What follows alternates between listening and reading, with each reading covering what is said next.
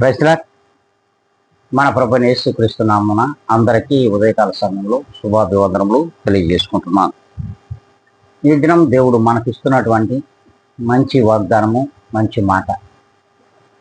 అది మార్కు శుభవార్త 16వ అధ్యాయము 15వ లేఖనాన్ని మనం చదువుతున్నాం. సర్వ సృష్టికి వెళ్ళి సువార్తను ప్రకటించుడి. అవును,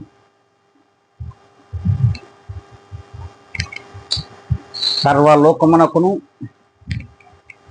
వెళ్ళి సర్వ సృష్టికి సువార్తను ప్రకటించుడి అని దేవుని వాక్యం స్పష్టంగా సెలవిస్తుంది.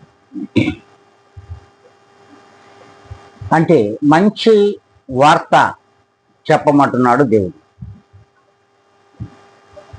మంచి మాటలు, మంచి వాక్యము, మంచి ప్రవర్తనను ఈ లోకమునకు నేర్పించండి అని దేవుని వాక్యం ద్వారా స్పష్టంగా మనందరికీ తెలియజేస్తున్నారు.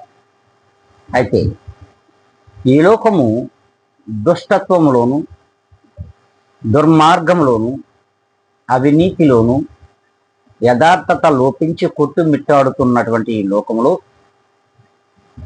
మరి దుర్మార్గము, వికృత, విలయ తాండము చేస్తున్నటువంటి ఈ లోకమునకు మీరు వెళ్ళండి,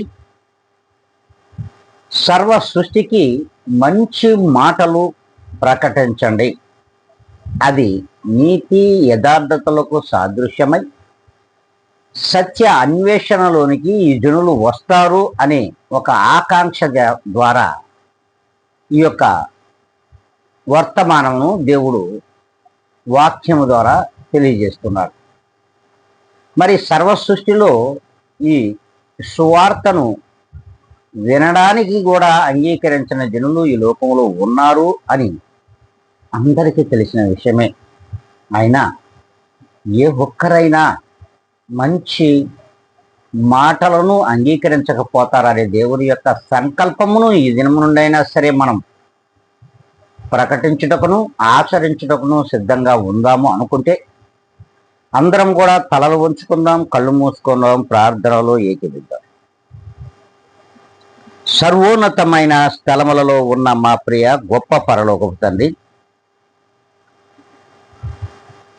సృష్టికర్తవైన మా యేసయ్య, నీకు వందనములు, కృతజ్ఞతలు చెల్లించుకుంటున్నాం. అవును, మీ వాక్యము స్పష్టంగానే సెలవిస్తూ ఉంది. వినిపించుటకును వినుటకును నాయనా విననొల్లని జనులు ఈ లోకంలో ఉన్నారు. అట్టి వారిని మీ కృప చేతను, మీ కనికరమ్మ చేతను వారిని మార్చి సన్మార్గంలో నడిపించడానికి కృప చూపమని బ్రతిమలాడుకుంటూ, ఇదిగోనైనా ఈ ఛానల్ వీక్షించుతున్న వారందరినీ మీ చేతులకు అప్పగిస్తున్నా. నన్ను నేను అతి మిక్కిలిగా తగ్గించుకొని క్రీస్తు యేసు నామమున అడిగి వేడుకొని ప్రార్థిస్తున్నాను మా ప్రియ గొప్ప పరలోకపు తండ్రి. ఆమేన్.